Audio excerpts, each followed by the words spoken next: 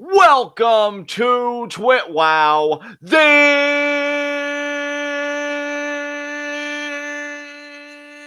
best wrestling podcast made for wrestling fans, by wrestling fans, on the web today. I'm John. That's my cohort and commentary, Ashton. And this is our NXT review. And if you guys notice, I put a little stank on that intro, and I only do that when I am feeling fucking pumped. And this was the NXT TakeOver New Orleans just the NXT Go Home show before NXT TakeOver New Orleans. And what a go home show it was, guys. I thought it was the perfect balance between matches and video packages. And the video packages, let me tell you, there was one, and it was the one with Johnny Gargano and Tommaso Ciampa, that I actually told Ashton, he can vouch for me on this. That was one of the best video packages I have seen in a long time, period. It was so well done. Like, if the purpose of a go-home show, as we understand it, is the final drive before a big event and really building that hype, I was already at, I'd say, a 9 out of 10 for TakeOver New Orleans. Now I really am at that 10 out of 10. Let's fucking get here. I am ready to go. So, brother, how did you feel about tonight's episode of NXT? Do you know what I am almost more excited for than TakeOver New Orleans itself? What's that? TakeOver New Orleans preview predictions tomorrow. I know, dude. I can't wait to go down this card with you. I know, dude. I know. It's going to be so fun talking about all. And of course, like, this feels like the most up in the air TakeOver that we have had in a long time.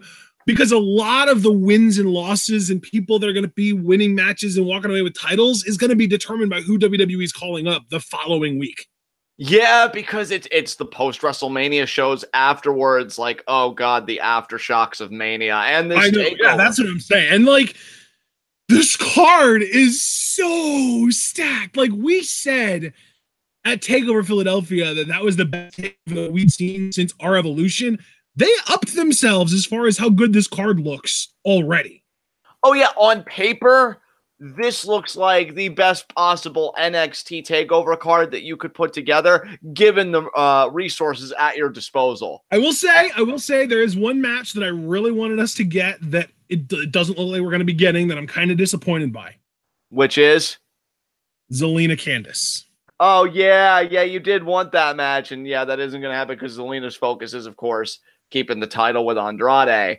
But man, dude, other than that, this TakeOver, man, I'm salivating. Fucking salivating. Like, to me, and I've said it repeatedly, it's nothing novel. I think I even said it before, like maybe 2 weeks ago on this podcast. This is WrestleMania. As far as I'm concerned, WrestleMania is the TakeOver post show.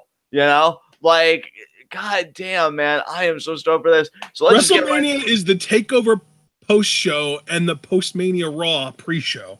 Yeah, it really is. So with that said, I'm feeling fucking great. Let's get right into our first segment, Heat of the Night. I'm going to treat it with the same flippance that I normally treat in Lucha Underground reviews. No fucking way is there a Heat of the Night for me tonight. I am so stoked for TakeOver New Orleans. Everything was great. God, there's so much good to talk about, and I'm going to try and talk about it without getting into predictions because you guys got to wait for that for tomorrow. Just one more day before we do preview predictions, which is going to be amazing. So no heats of the night. What about you, Ashton? No heats of the night, but I do have a nitpick. Can we please stop trying to get Lacey Evans to be the physical embodiment of a teenage girl's burn book? Yeah, I mean, I'll be honest, because you already know my take on Lacey Evans. I'm happy they're giving her a chance. I don't really know if she's connecting, but, you know, we'll see, because she is facing Kairi Sane next week, since you already mentioned Lacey Evans, and I know she is a part of that Access tournament, and so is Dakota Kai and Kairi Sane, so, you know, they are really trying to give her more of a spot, which, again, I like, because she is different, but, I mean, I really am hoping Dakota Kai just gets the next big push. Do you know what the winners of those Access tournaments get? They get a title shot on day 4 of Access. So when is day 4? Is that the day of WrestleMania? Yes, that's April 8th. Yes. I thought so. Okay. So they're going to get a title shot of their choosing, or what? They're just going to get, they're going to get the title shot of their respective division. So the women's tournament, women's championship for NXT, tag tournament, NXT tag titles. There's going to be a North American tournament, but I don't think there's one for the heavyweight title, oddly enough. Oh, okay. I didn't know that there was going to be more than 2 tournaments. I thought that there was a men's and a women's, and I didn't know that the men's one was for the North American title. That's awesome. Yeah. And you know dude, that's the thing, though. That tournament almost shakes up my predictions that I was going to have tomorrow even more. That's nuts. And you know what, dude? And we also got a glimpse, because you have to imagine that they're gonna tape these, and these are gonna be episodes of NXT. You'd have to think, right? Like, we're gonna see these tournaments play out, I would imagine. Or maybe not. Maybe we'll just get it recapped. But either way, yeah, that's just all I wanted to say about Lacey Evans. Like, you already know my thoughts on that. I don't disagree with you, but I'm still in that, like, wait and see kind of thing before I render any kind of judgment, positive or negative. So, yeah, other than that, though, you seem to really enjoy the show. I know I love the show, so let's get into what people really want us to talk about. Let's get into our NXT review. And, brother, we open up this show with some introductory stuff about the Dusty Rhodes Tag Team Classic. You know, we see Dustin in the building and stuff like that, which is kind of weird given how the finals all ended up, but we'll get to that in a few moments. And, you know, we get that whole rundown. But then our first match is the Dusty Rhodes Tag Team Classic Finals, AOP versus Dunn and Strong. And what did you think about this match, man? This is a really fun match. I love the chemistry that we got with Dunn and Strong. AOP did what AOP does and served as a really good, strong obstacle for their opponents to overcome. The really unfortunate thing is the 2 matches that I was most excited for tonight both got cut short. And this was the first one because I believe... I don't even remember what the sequence was leading up to it, but eventually the Undisputed Era came out and just beat down everyone and caused effectively a no contest to end the match. Right.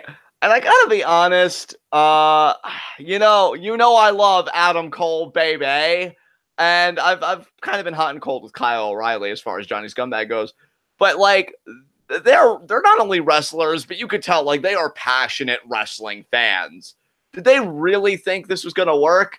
Because they've had to have seen this play itself out before. Like, I can only imagine the conversation. Kyle, I'm Adam Cole. Have I ever steered you wrong? Exactly. So we rush the ring, we attack both teams, and then you get the night off. It's brilliant. It's foolproof, but it never works out that way. You know what I bet Adam Cole was banking on, though? I bet he was banking on Regal being like, all right, well, we're going to try again at TakeOver New Orleans. We're going to have AOP versus Dunn and Strong at TakeOver New Orleans. The winner will face the Undisputed Era for the tag titles, but then it's a win-win because if he wants to make them face them in the same night, then they're at an advantage because their opponents are worn down from a previous match. Or if they want to postpone it, then they're at an advantage because then Adam Cole doesn't have to wrestle 2 matches in one night. See, I am on a brain connection with Adam Cole here. I see what he's thinking.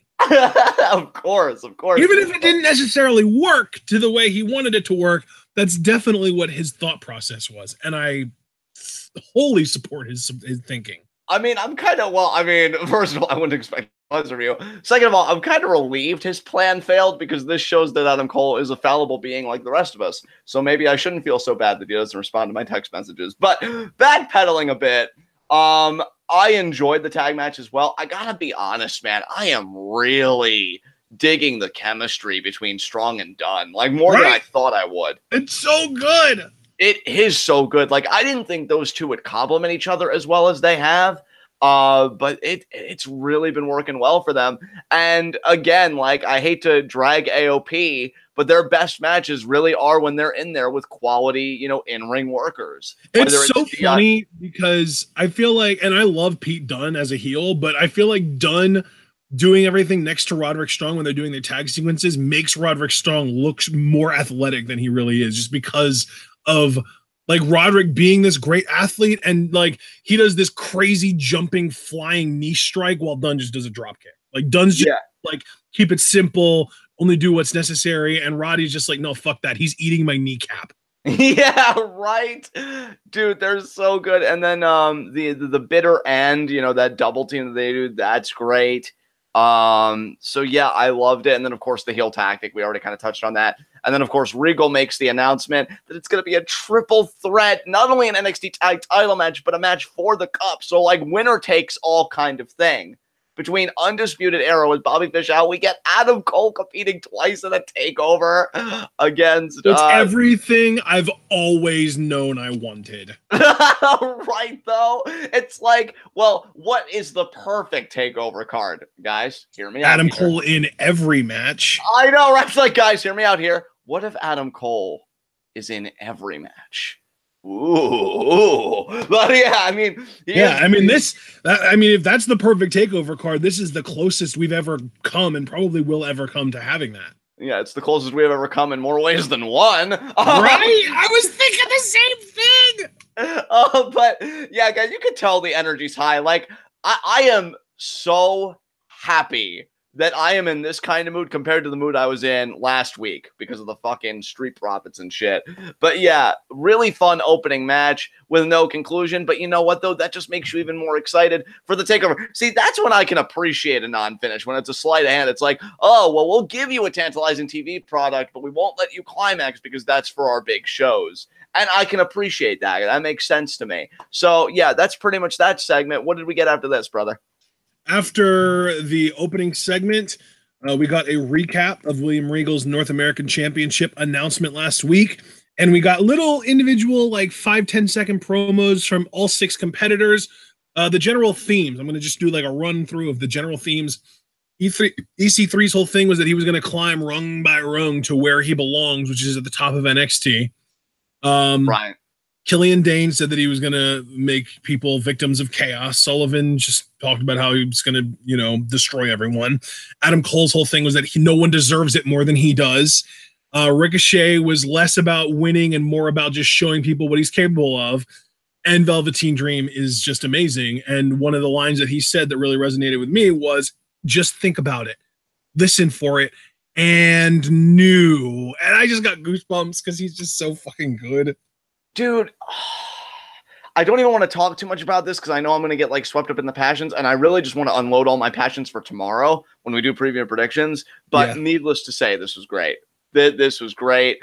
Really, I like everybody in this save for Killian Dane, and I'm still kind of wait and see with EC3. But other than that, the other 4 guys, I'm good with them, man. This shit was great. So yeah, what came after this? Well, after this was the amazing Ciampa Gargano video recap. Oh God, dude, this promo. Oh, which one? Well, I mean, just I really should say that the video package, really as a whole. This was so good. This was just so freaking good. This match, this unsanctioned match, and this is what I will say without getting into like predictive territory. Because one point I was going to make on preview predictions, but I'll say here because it's not really getting any spoilers. I feel like there's always that one match on a takeover card that makes people sleep on Almas and whoever he's defending the title against. Yep. But like here, it really does feel warranted because I feel like this is the match people are doing it with. Like this has just been so well built up. And that video package really is kind of like a punctuation, kind of like a summation, if you will, of the whole thing. Was just expertly done. The music, the pacing, their emotions, just everything. Like I'm that guy, and I know you're the same way. I hate when they air all their like promos on a kickoff or they air them early because I like watching them before the match. This was a case where I didn't care, because I always have, when we live react, I always have it on mute anyway. I'm glad I got to experience it like this.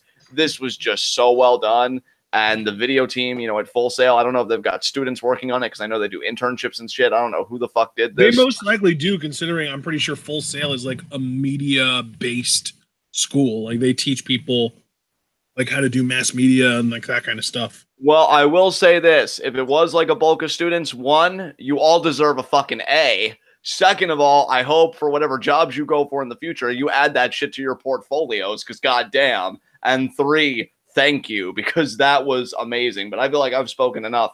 What did you think about it, man? What were your emotions and stuff watching this? I loved this so much. I started transcribing it. Even though I'm a fast typer, I'm really bad at transcription, so I didn't get everything, but I got a lot of it.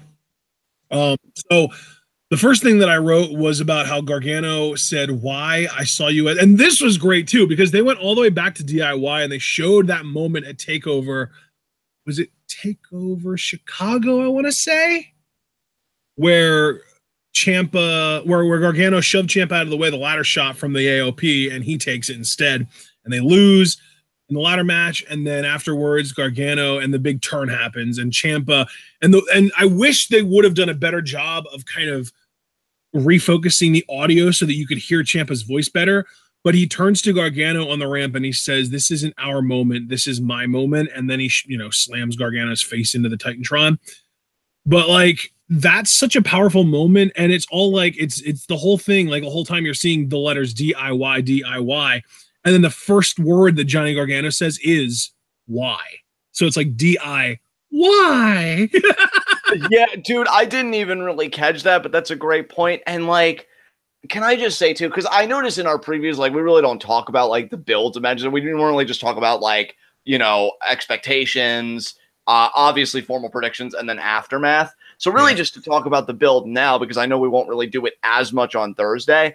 Right. What I love about this feud, and what actually I think makes me more partial to this, if I'm truthful, what makes me more partial to this feud than Sami Zayn, Kevin Owens, is on the heel side, I can understand Tommaso's gripe.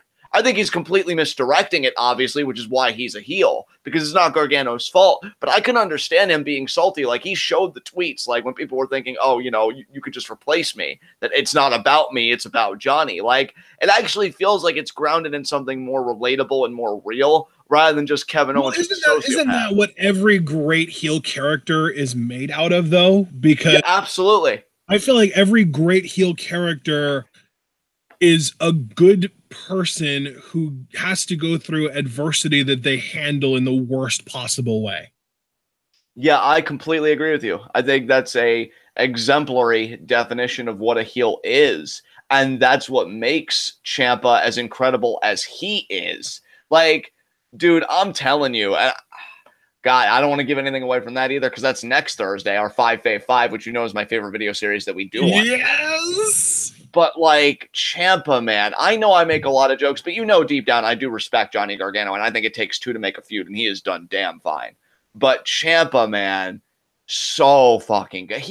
Him and Velveteen Dream, honestly, as far as NXT, and maybe even in all of WWE, are two of my favorite character performers going right now, because they just get it. They just fucking get it. They have an intimate understanding intuitively of what their character would do in situations, and it's exactly as you would expect. And, like, it's just been phenomenal.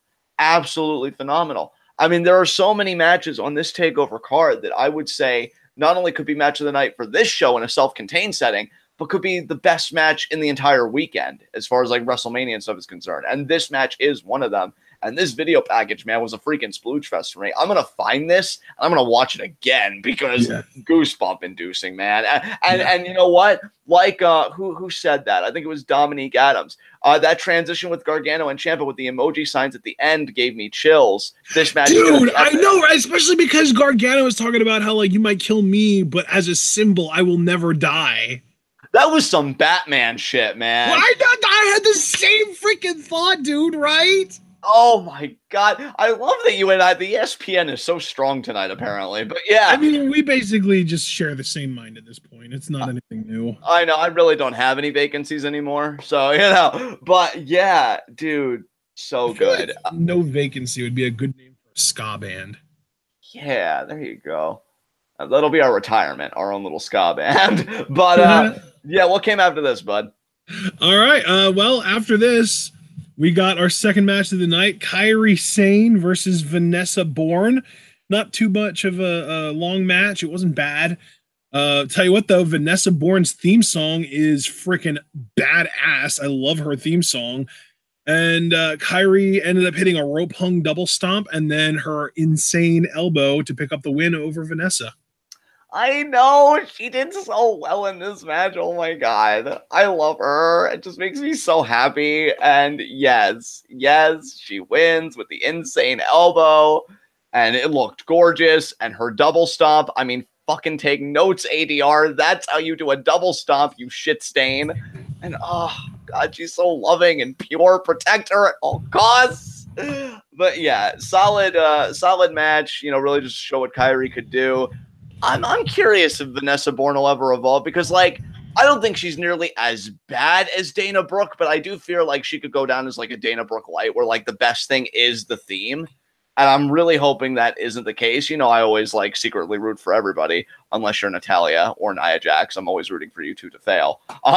You know, so we'll see what happens with Vanessa Bourne. But yeah, Kairi gets the win. And I'm really curious if like between her and Dakota, because I'm not really counting the Access tournament winner. I think they're just going to get their title shot on the 8th, and that's going to be more of a self-contained thing. Do you think that any of the Access tournament winners have a shot at actually winning the title that they're going after, or do you think that's just going to be more like a house show, like one-off title shot kind of thing? That could be like a house show one-off kind of thing. I mean, they're doing so many that you'd almost want to see a title change with one of them. That's what I'm thinking. Like at least one of them's got to have a title change, I feel like. I mean, but see, then that's difficult because, like you said, I feel like this is a conversation almost best suited for us to have tomorrow. I was going to say, yeah, we should save it for tomorrow because you really did make the best point. It really depends on what you're predicting going in to take over New Orleans and like how that could affect these tournaments. So, yeah, Kairi Sane wins. Great stuff there. Let's move on. Well, okay then. Let us move on. Up next, we got Lacey Evans saying about how, I can't accomplish anything in NXT until William Regal stops allowing societal trash to wander around here. And she got a bunch of questions about random people, and it was just basically, like I said, just like the human version of a teenage girl's burn book. She just said random mean things to each female that got brought up, and that's about all it was. That's the long and the short of the context of this promo. Yeah, I mean, you pretty much summarized it. I really see nothing that I can add on here. Again, we know that Lacey Evans is facing Kairi Sane, and she's going to pay for her meanness because she's a bully, just like Vanessa Bourne paid for saying that Kairi isn't special. How dare you? So, yeah, I'm looking forward to that, and we can move on. Okay, then we got an awesome quick little segment where the Undisputed Era kind of follows William Regal out of the building into the parking lot, and they're angry because Regal wants Adam Cole to compete in 2 matches at TakeOver, and he doesn't want to have to overly exert himself. The last thing we would want is for Adam Cole to pull a muscle. That would be the worst. So Regal comes back, and he really does just kind of clap back with, well, I guess you have 3 options then. Adam Cole, you can either just kind of choke it up and wrestle in both matches.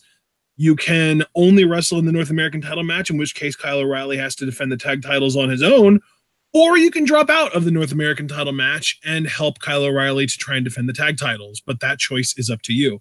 And I just love that William Regal made it so blunt. And he was just like, listen, man, you don't have to be in both matches, but it's up to you if you want to or not. It's all on you, brother. I'm giving you this as an opportunity. This isn't me like trying to punish you. This is an opportunity. You should take that, right? Like, I love it.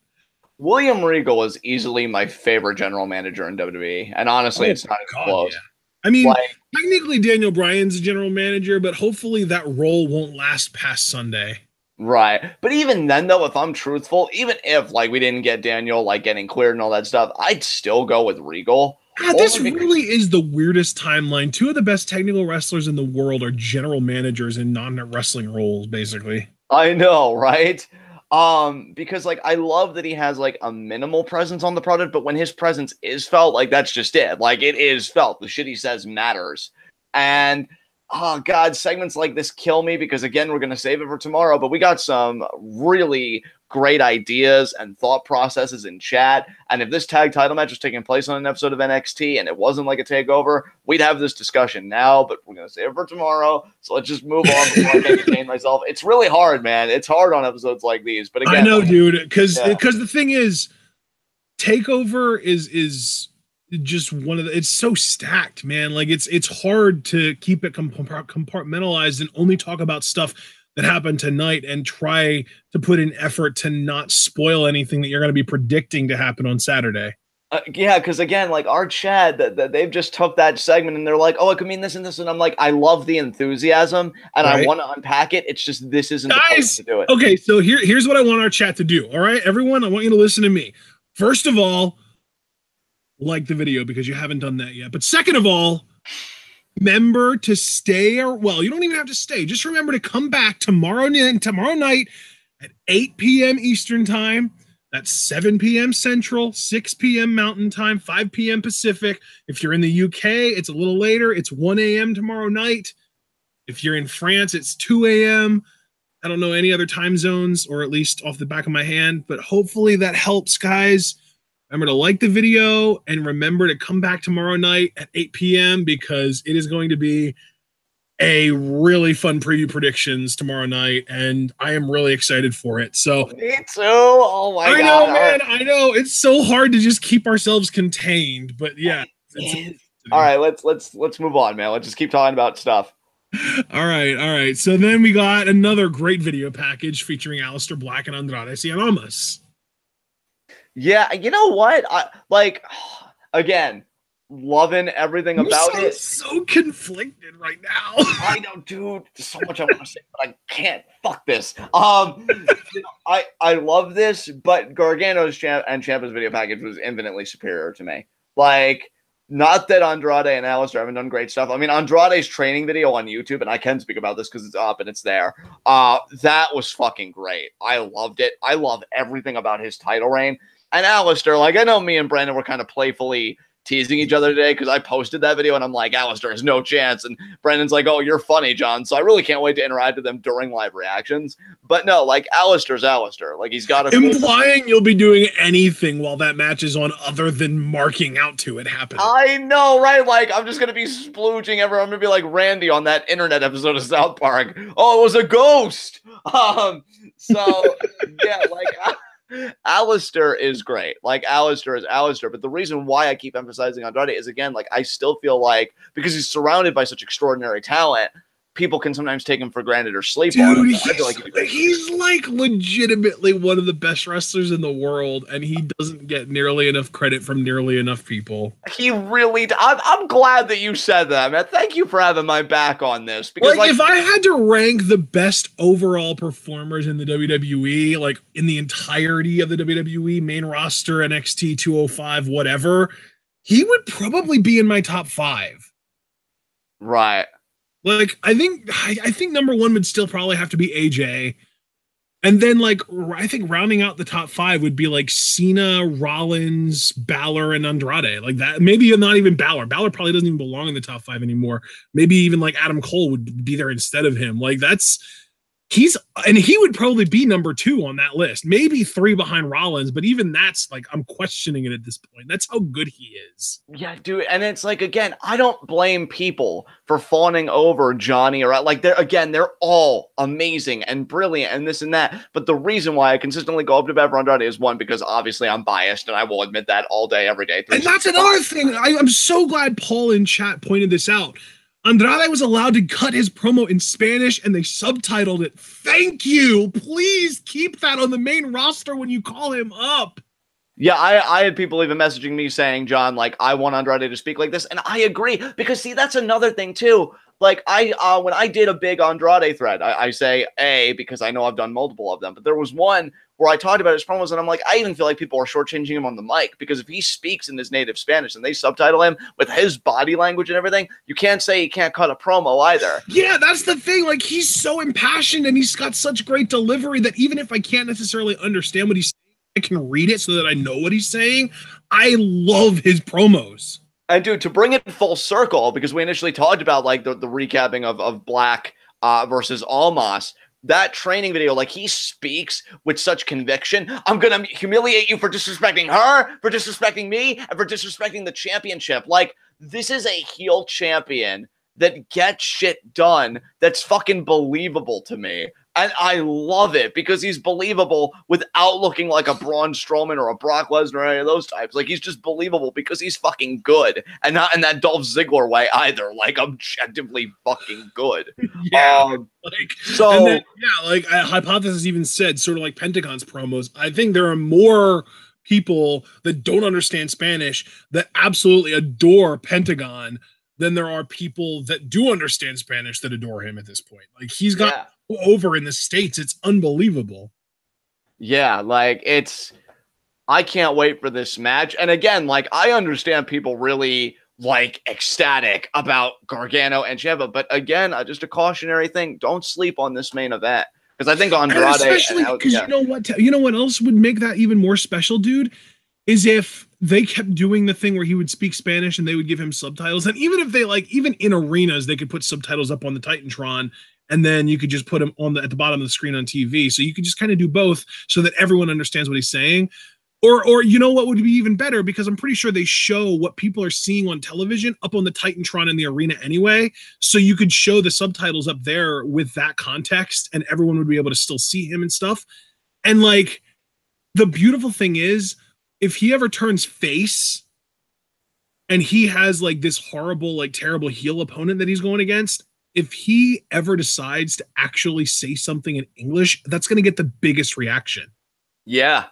Absolutely. I mean, dude, that's like when Sexy Star said like "fuck you, Mariposa." That kind of, like, when somebody who is like beloved and doesn't speak English decides to speak English to get a point across. That's like this big deal that you can build to. That's like one more storytelling tool that you don't even need. That's just icing on the amazing Andrade Cien Almas cake. Oh, dude, I can't wait for his next title defense. Like, it really is a championship reign. Next title defense, don't spoil anything. Well, no, I'm saying what I meant is this title defense. Oh, okay. That's what I'm saying. Like, yeah, I can't wait for this title, because obviously, like, there are no spoilers for New Orleans, at least that I know, and I certainly haven't read them. I didn't mean for New Orleans. I meant for tomorrow. Well, yeah, no, I mean that. No, I didn't even mean it like that. But like, I can't wait for this title defense. And I don't even know like where I sit with that, honestly. I don't know where I sit with a lot of this card. So believe me, even if I do say one thing up in the air, right? Like, yeah, like even if I would say something, I wouldn't even regard that as a spoiler, because I could come up here same time tomorrow and just be like, "Oh, guys, I changed my mind or whatever." Because it's that erratic. But yeah, this was great. Alistair's great, just about in virtue of being him. Andrade, man, is so well put together, and Zelina, like, I love the bag, and I love it so fucking much. So yeah, I can't wait. Let's get to it. I can't wait for him to blow everybody's minds again, because that's what he fucking does. So what did we get after this? Dude, we've got 3 match of the year candidates coming up on Saturday.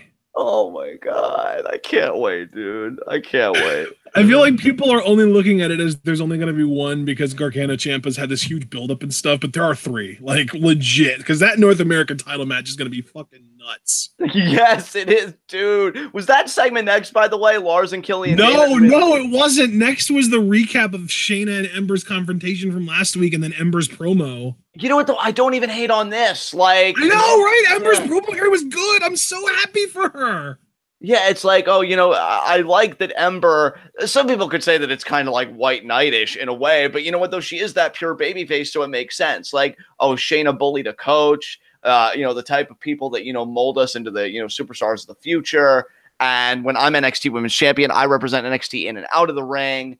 And, Shayna, you started this war, but I'm going to finish it. And, she spoke with conviction. It was concise. Didn't really try and overreach. These are the kind of Ember promos that I think work for her. They're not anything spectacular, but you know what? They're believable, and that's enough. Yeah.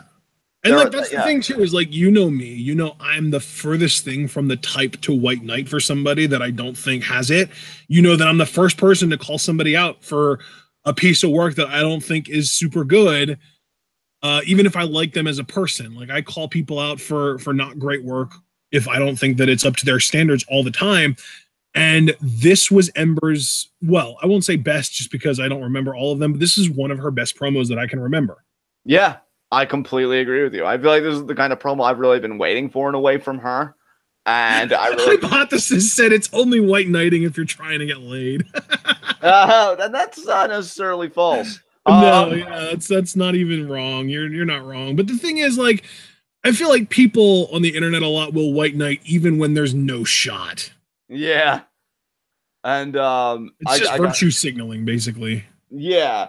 But I love it. I still feel like Shayna's been this, great heel. Just again, and it's not even like, that it's overly complicated. She's this great heel because she's believable because of her background and how she carries herself. It's a swagger, which is a word that now that we no longer have the Jag variety, I can use more comfortably and more positively. So yeah, man, another great feud for its spot on the card. I got no qualms about it. Good shit. Yep. I think this is the NXT Women's Title match that I'm really excited about, and really, I know that we've kind of been pretty open about predicting that Shayna's going to win the title, but I'm not even entirely sure on that anymore either, dude. Like, I'm so. Oh yeah, I agree with you. I agree. No, I'm second guessing myself on everything. Like, Yeah. I'm actually low key terrified that it's gonna Yeah. be time to do preview predictions. So, John, what do you predict? I didn't actually come up with anything. So, what do you Well, you have predict? 30 seconds. Get ready. Go.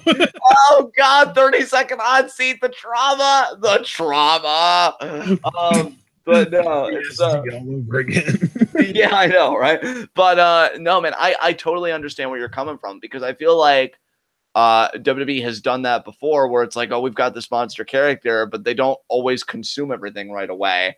And I know that we feel like Shayna's that monster, and she might. She might. Again, you're gonna have to tune in tomorrow. But yeah, I'm as up in the air as you, dude. I really don't know. I'm gonna be thinking all night tonight and all day tomorrow until we get there. And even then, I may not have it all hammered out.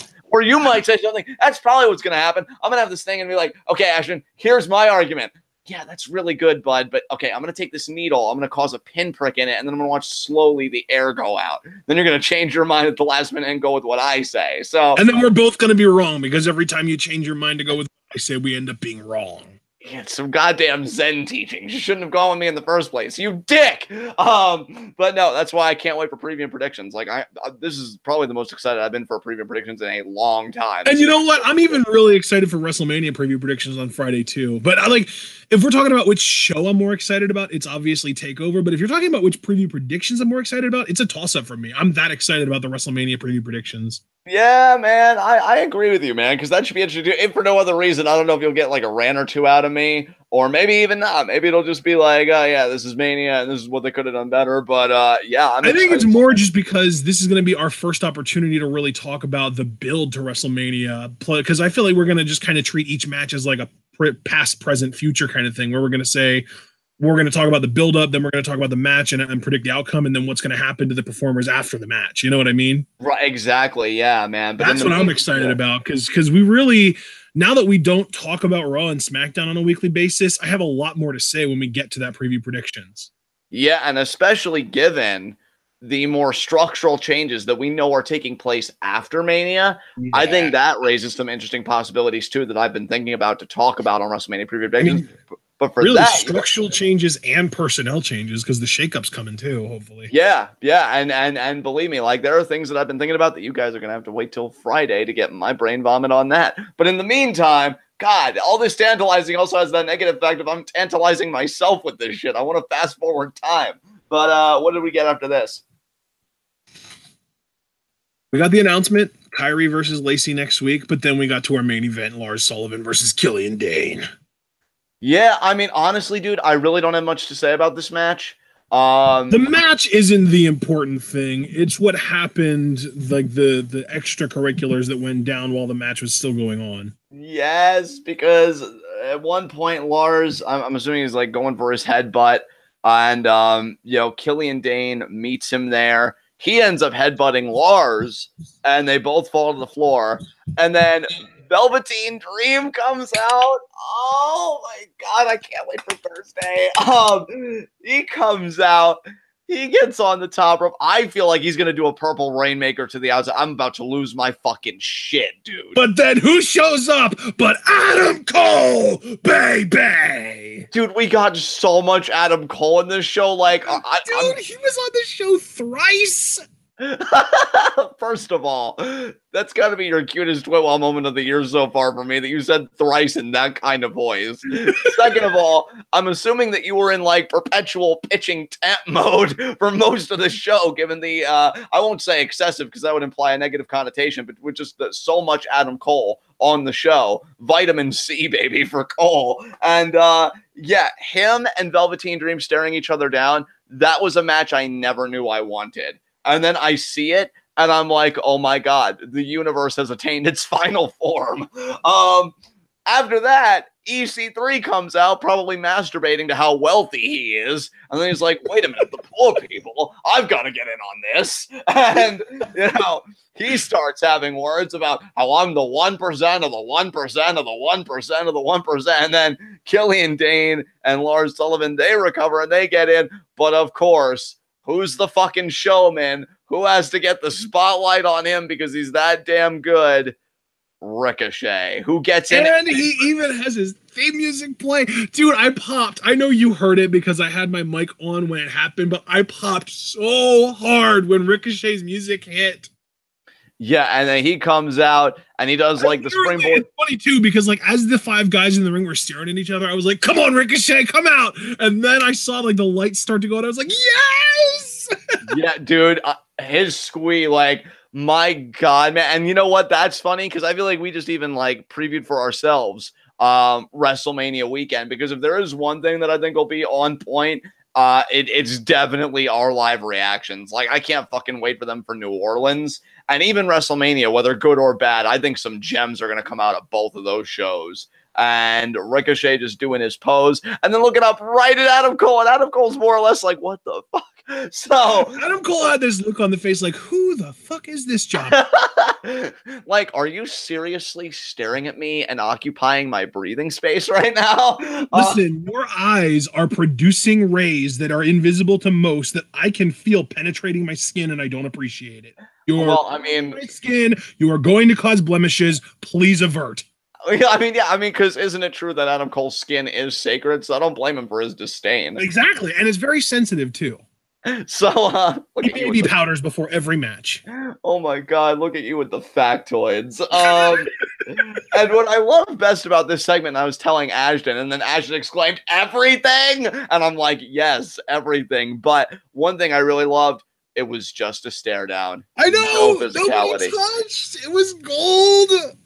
I loved it because this NXT really knows... It's mastered the art of ball tickling. I'll just put it to you that way, because goddamn, like, it's like, nope, we want to get them that far, and then the release will come on TakeOver. It's like, god damn it. Because I was looking at these guys, and I'm like, throw the ladder in there. Let's do this shit right now.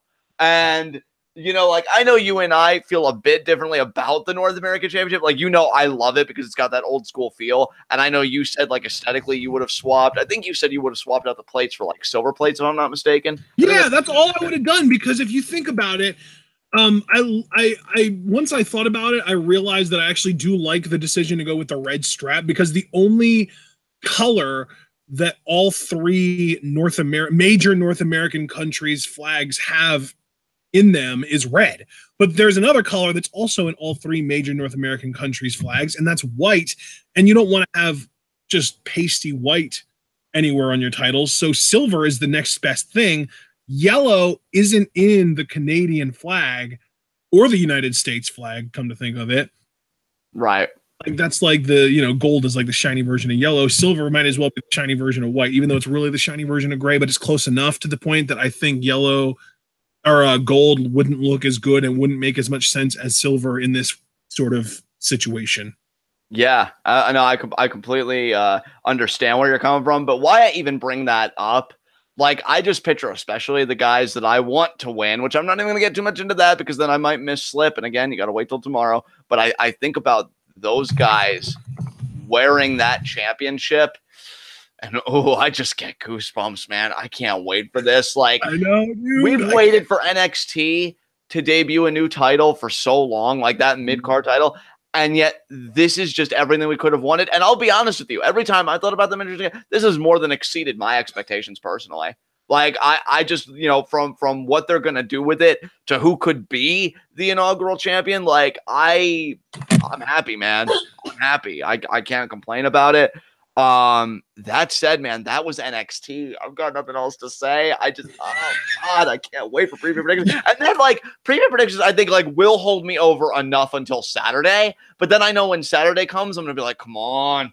I know, dude. Saturday's gonna be the longest day ever. And then, like, when 8 o'clock finally gets here, it's still gonna feel like forever until the actual match gets, like, it's gonna go from the longest few months ever waiting for this card to come together and actually have the show, to the longest 24 hours ever waiting between tonight and tomorrow night, to the longest, like, 8 hours ever between waking up Saturday and actually being able to watch the show, to, like, the longest 3 minutes ever until the first match starts. I will just say this, because I know one person in our chat, Alex Foster, was feeling kind of mad about this takeover, and that's fair. Hey, you know, different strokes, different folks. You know how I go. I hope that we're not overhyping the show or being a bit too excited, which I feel like that would be NXT's own fault, because of their track record with takeovers. Right. But like, I really don't want to be let down by this show because on paper, Jesus Christ, dude. Yeah. I can't wait for this. But anyway, do we even have 5 matches set for this show? Oh no, yeah, we do, because one of them's the triple threat tag match. So we have 5 matches set for this show. Oh my god, yes. Yeah. And currently we only have 5 likes on the video, but 15 people watching. So please, guys, if you're enjoying this Splooge Fest, please leave that like. Like the video. I like how you did my Agents of S.H.I.E.L.D. in space voice for that. That was great.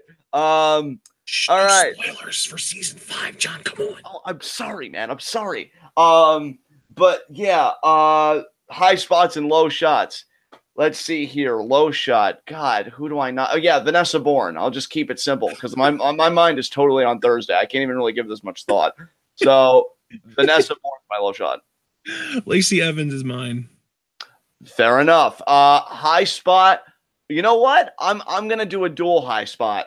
My high spot's gonna be Dunn and Strong and the Authors of Pain, because only one of them were originally going to get an NXT tag title match, and thanks to the ineptitude of the Undisputed Era, they're both getting title shots now. And not only are they both getting the opportunity, but they're also, in a way, removing the champion's advantage because it's a triple threat now. There's no DQ. You can't get yourself disqualified and retain the title. Yeah, that's true.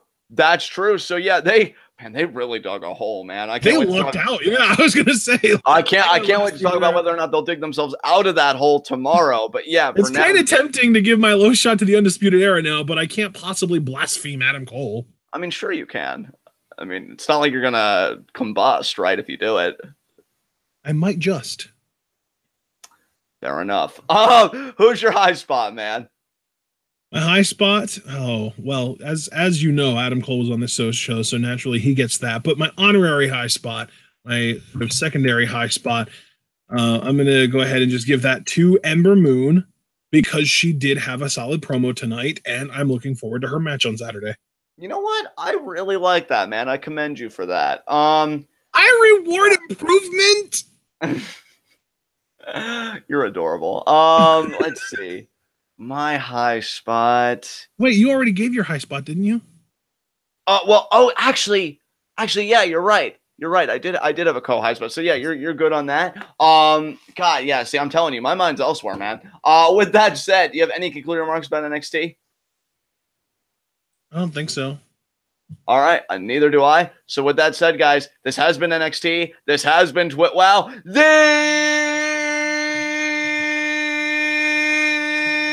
Goddamn best wrestling podcast on the web today.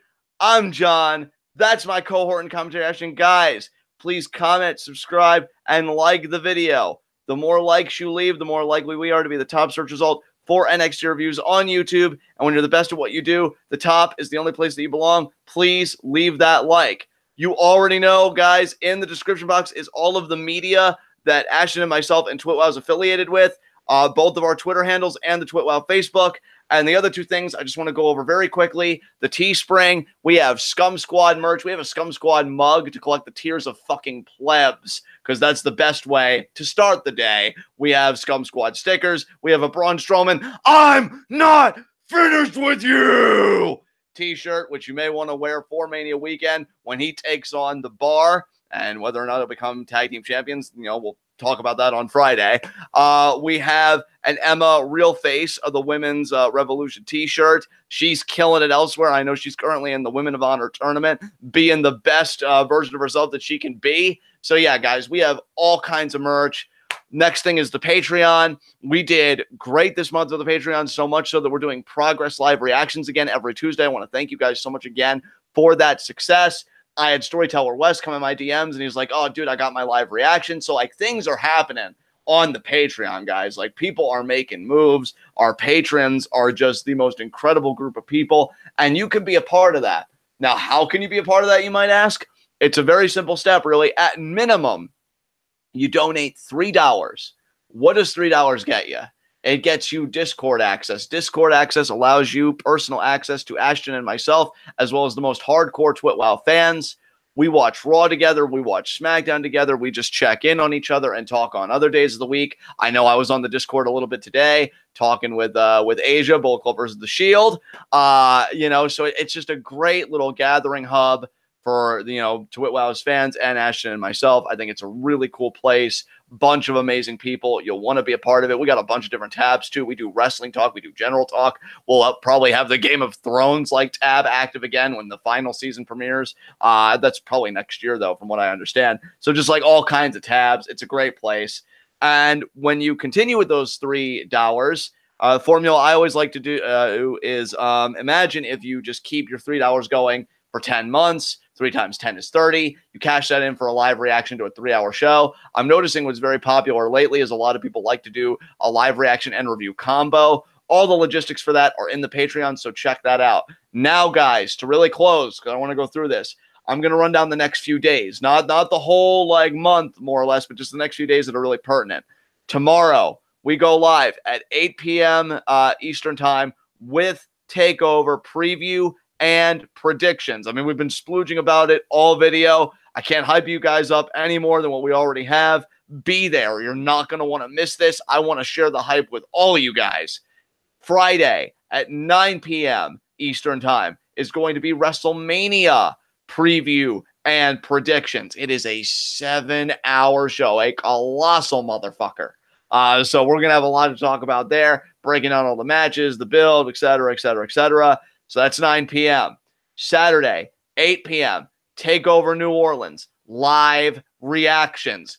Gonna be a splooge fest. I promise you, whether it's just me rooting for my guys or us just appreciating great wrestling, along with appreciating your faces, because the TwitWoW chat is the best place to be for any pay-per-view. It's going to be incredible, guys. I can't wait for it. Sunday, WrestleMania live reactions. I'm not even going to get too many adjectives about that because I have no idea what to expect with that if I'm being truthful. All I know, though, is that the chat's going to be popping. You guys always show up. You guys are always incredible. And we're going to be going live with that at 7 p.m.